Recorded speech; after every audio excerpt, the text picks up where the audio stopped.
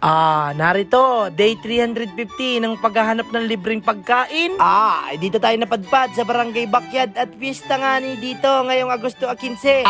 Hindi tayo dyan mawawala at dito naman sa Barangay Backyard ay napakarami nating kakilala, kamag-anak, kapamilya, kapuso, kapatid, kaibigan, kumare, kumpare. Libreng pagkain baga naman sa sarap pa ay ano pa naman, sugod na mga kilabot. Alright mga ma'am sir, kumusta po kayong lahat? Ako nga po pala si Gab, ang tatay ng dalawa at simpleng maglulupa dito sa Oval City. May piyestahan na naman daw dito sa amin, kaya lang ay trabaho muna. Hindi pwedeng magtamban sa trabaho at alipin ang salapi. Pagpatak naman ng tanghali ay break time, uwi ko naman sa bahay, bihis ko. Paalis na lang ay ng umulan, maigi na lang at may bubong ang ating motor. Ay walang silong-silong, walang karakaputi. Diretso tayo dun sa Barangay Backyard kahit umuulan pa ng malakas. Na ito, nagtagpo na naman kami ni Kagawad Bimbo. Dito naman sa bahay ni Kagawad Ilan. Ay dito naman ay kamag-anak sa uning. Kaya diretso agad baga sa kusina ay na yun pa, nakakasabay ko pa ang aking mga pinsanan. Kanya-kanyang drama ka ng pamaulo. Naroon naman ang sandok ko, isang pamaulong kanin at 4 na klase ng ulam. Ano pa naman, kumain na po tayo mga ma'am sir. Maraming salamat po Lord sa lahat ng blessing at pag-iingat mo sa aking mga mahal sa buhay. Hindi na ako nagdamak ulit at siguradong marami pa nga ako ditong kakainan.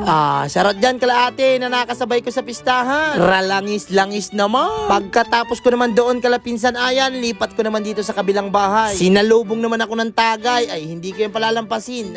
Magmamam din naman paminsan-minsan, wag naman yung puro trabaho. Naparami ang kain ko dun sa unang bahay, parang nabigla ang sikmura ko. Maparapahilan muna anakin ako ng kaunti. Kaya laang ay hindi na talaga nakadali. Busog na anakin ako mga pinsan ko, hindi na ako makakadaling kain. Nang pabalutan na lang ako ng ulam, ay mahal-mahal talaga ako nitong mga pinsan ko na ito. Maraming salamat sa inyo. Sabay larga na sa pangatlong bahay. Gulpi ang namimista dito sa Barangay Backyard. Lalo na siguro kung hindi nag-uulan, gulpi ang nagbabati-bati sa akin sa daanay.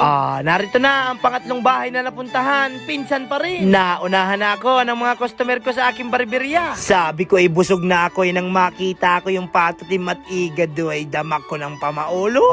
Ay ano pa naman, kainan na naman. Kaya lang ay hindi na ako nakadalawang sandok. Nagpaalam na pati ako agad at may pasok nga pala si Kalib. Maigi na lang at naalala ko. Gulpi ko pa naman sanang pupuntahan dito sa Barangay Backyard. Nung nakaraang pista dito ay puno ang new box ko. Gulpi pa nga ang nagtatawag sa akin at nagsisinyas ng kain daw ay kaya lang ay hindi na nakin ako makakadali mga bossing. Uwi ko na labo-labo dun sa Oval City. Nang makauwi ako sa bahay ay sabi ni Master ay wala na daw pasok sila Kalib at maulan nga. Sus na galing anakin yan. Ay di pa mga ma'am sir, hanggang dito na lang.